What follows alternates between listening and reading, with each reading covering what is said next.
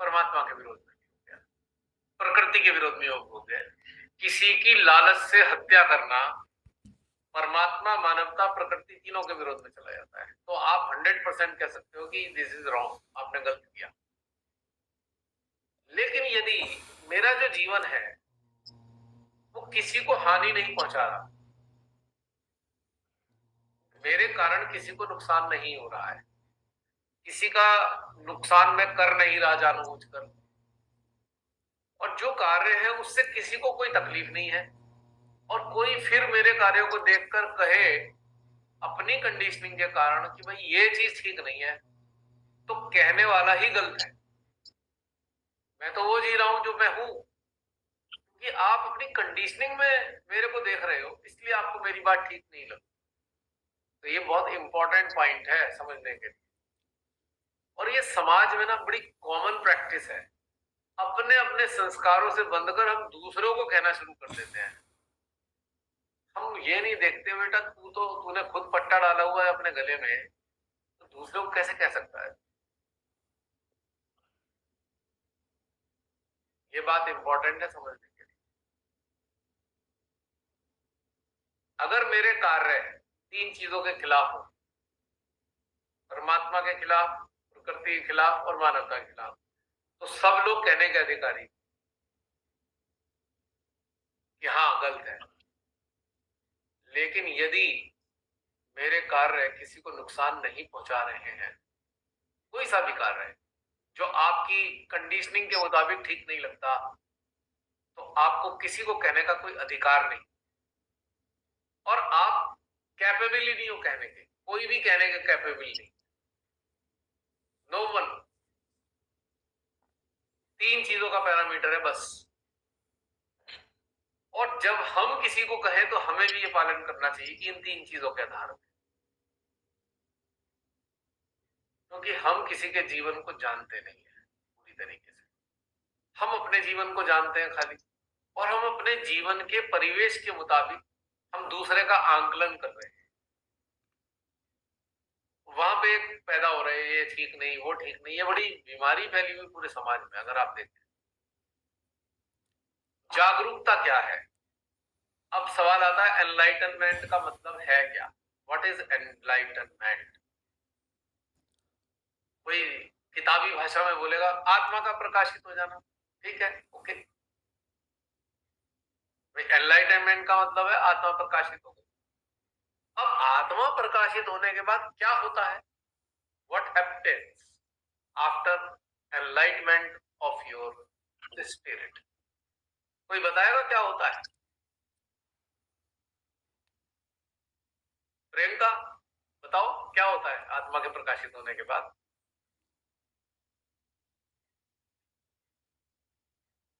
हमें जो भी कुछ देखना है वो खुद अंदर ही देखना है। हमारे खुद के जो अंदर है वो सबसे पहले दिखना शुरू होंगे। बाकियों का तो बाकियों को देखने में करुणा आ सकती है, या फिर हमें बहुत ही कम दिखेगा। ये चीजें जो भी दिख रहा है मेरे अंदर, मुझे समाधान और सुधार लाना होगा। मेरे अंदर जो ये सब पड़ा हुआ है, इतना सारा कचरा कह सकते हो, या बोलोगे कि अरे ये भी उभर के आ रहा है, ये भी मेरे अंदर था, ये भी था, ये भी था, सब दिखने रहेगा परत दरत परत।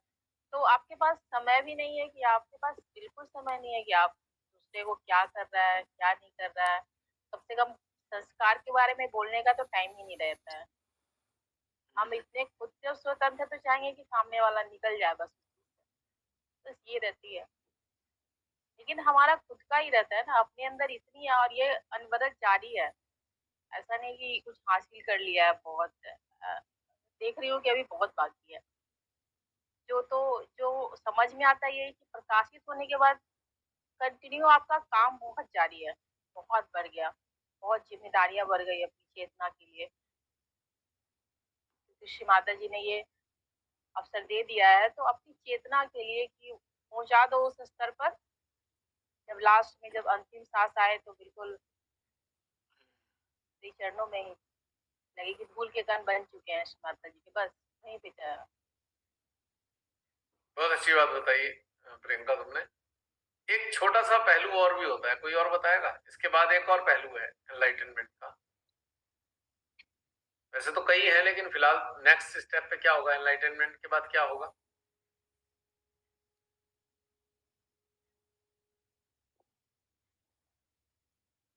आत्मा में मतलब दर्पण दिखाती है और साथ में हमें ही करेक्ट करने के सारे रास्ते भी सुझाती है। मेरे को यही लगता है।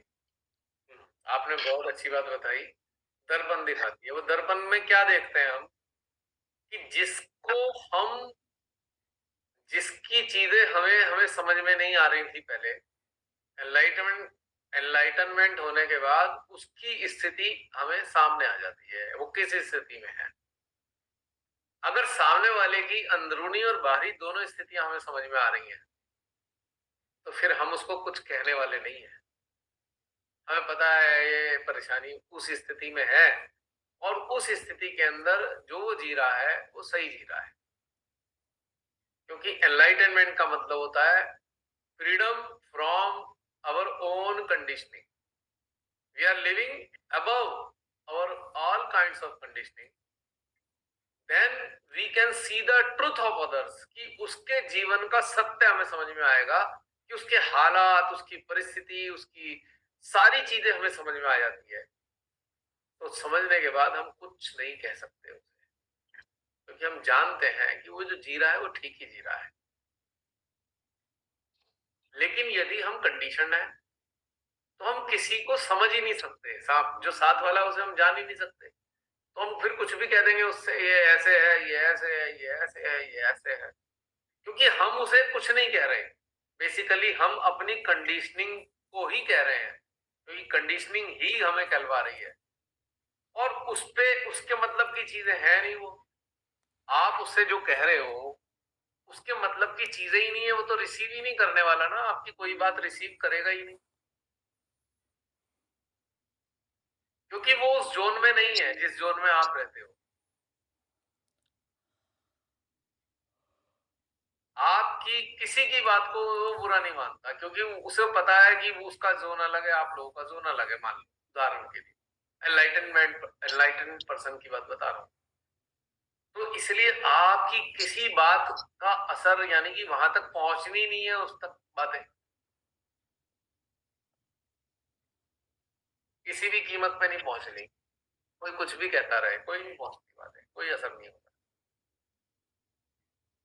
तो फायदा क्या हुआ कहने का, अगर हम आउट ऑफ कंडीशनिंग कह रहे हैं, there is no use at all. तो क्या है कि इतना सारा कीमती समय बर्बाद हो जाता है हमारा इन्हीं चक्करों में।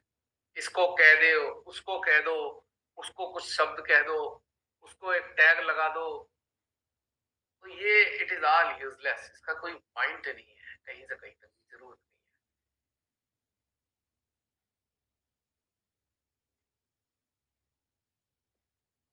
तब कहा जा सकता है वो जो तीन चीजें मैंने बताई उसके खिलाफ कोई कर रहा है, आप कह सकते हो, और वो जस्टिफाइड है, फिर आपको कहना ही चाहिए, बल्कि सबको मिलके कहना चाहिए तीन चीजों के खिलाफ जाने पर।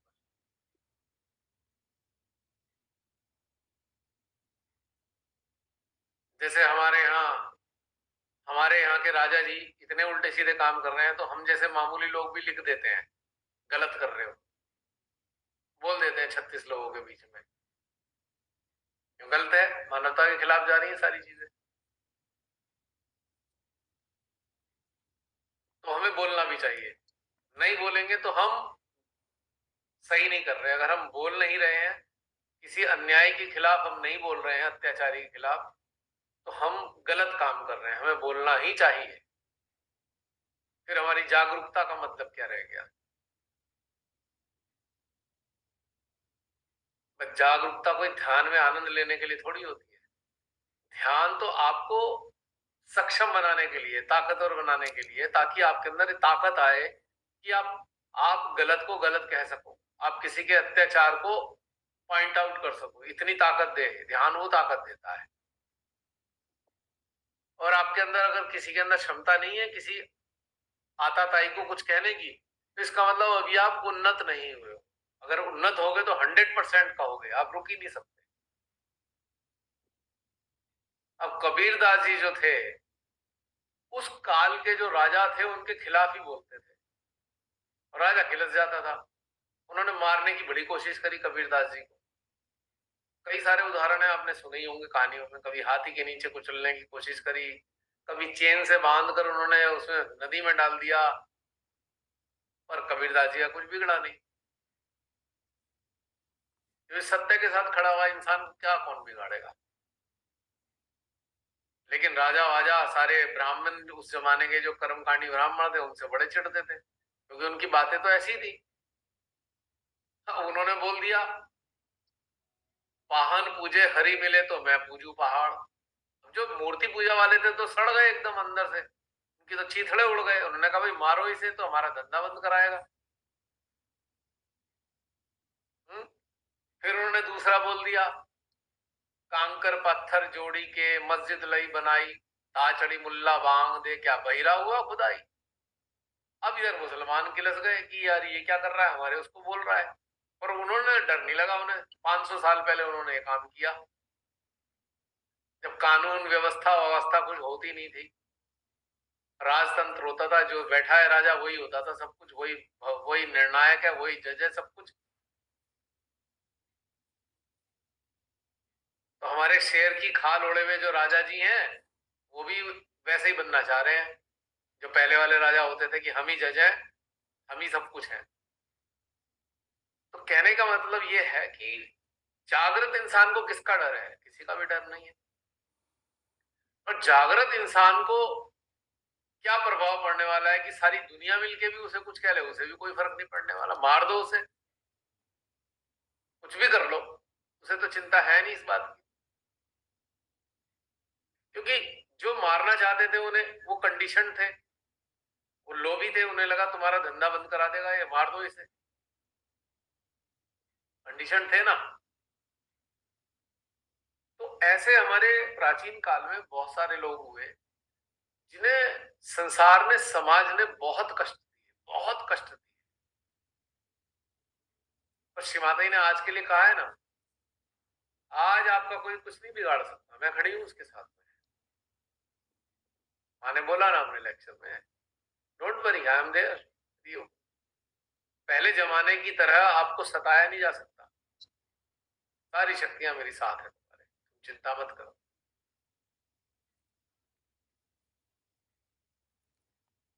और मेरे जैसा मामूली इंसान क्या पता क्या सोचता है अंदर से? आप कहोगे कोई अहंकारी होके बोल रहा है, मेरे जैसा कहेगा मां शक्तियां मत भी दो तब भी मुझे डर नहीं लग रहा है इन लोगों से।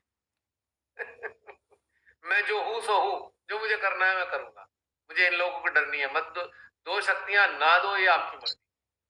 आप शक्तियां दोगे तो मैं मना नहीं करूंगा, और नहीं दोगे तो शिकायत नहीं करूंगा। समझ रहे हैं आप बहन जी? ऐसा ही हूं मैं, क्या करूं। तो इसीलिए अगर हम किसी को कहने जा रहे हैं तो हम अपने अंदर झांक के देखें, हम आउट ऑफ कंडीशनिंग तो नहीं कह रहे किसी को कुछ। झांक के देख ले अपने अंदर। तो अगर कंडीशनिंग के कारण कहने वाले हैं तो रुक जाएंगे कम से कम कि नहीं नहीं नहीं नहीं, हमारी कंडीशनिंग है, हम फंसे हुए हैं, सामने वाला थोड़ी फंसा हुआ है झंझटों में। हम ही तो फंसे हुए हैं झंझटों में, और झंझटों के दौर में फंसे हुए होने के कारण हम जो देख पा रहे हैं हम वही कह रहे हैं। दूसरा इंसान थोड़ी फंसा हुआ है उन झंझटों में।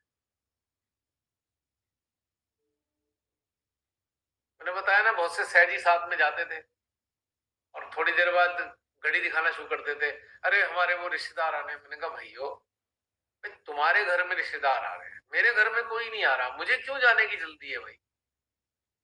तो भैया तुम चले जाओ, मैं क्यों जाऊं वापस तुम्हारे रिश्तेदारों के चक्कर में जो आने वाले हैं। तो ये है, अब उनकी कंडीशनिंग है, नहीं नहीं हम तो साथ आए हैं तो साथ लेके भी जाएंगे, और कंडीशनिंग ये है कि हमारे रिश्तेदार आ रहे हैं तो हमें तो टाइम पे जाना है। तो वो तो बंधे हुए हैं, पर मैं क्यों बंधा हुआ हूं भाई? Try to understand. तो सामने वाले को अगर आप कहना चाहते हो कुछ, तो आप अपनी कंडीशनिंग का भी आंकलन करो, अपनी स्टेटस का आंकलन करो, उसके स्टेटस का आंकलन करो, और तब जाकर कुछ कहने का दिल करे तो फिर ये देखो कि 3 चीजों के खिलाफ है क्या कोई? अगर नहीं है तो फिर कहने का प्रश्न नहीं उठता। अपने जीवन में इस चीज की आदत डाल लेनी चाहिए।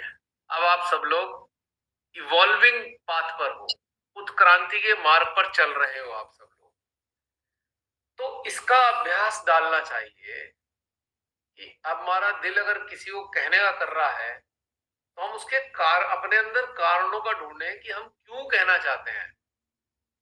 तुरंत पता लग जाएगा। आउट ऑफ कंडीशनिंग कह रहे हैं या आउट ऑफ, क्या कहना चाहिए कि अगेंस्ट, मतलब अन्याय के खिलाफ बोल रहे हैं। तो ये चीज हमें पता लग जाएगी। इंपॉर्टेंट बात है, बहुत ही इंपॉर्टेंट है सारी। अब इनकी ये वाली बातें करने का समय आया है। अब ध्यान में उतर के आपने अपनी ऊर्जा सिस्टम को ही बढ़ाया। अब आपकी कनेक्टिविटी भी स्टेब्लिश रहने लगी है, अक्सर रहती है, बहुत कम गड़बड़ आती है।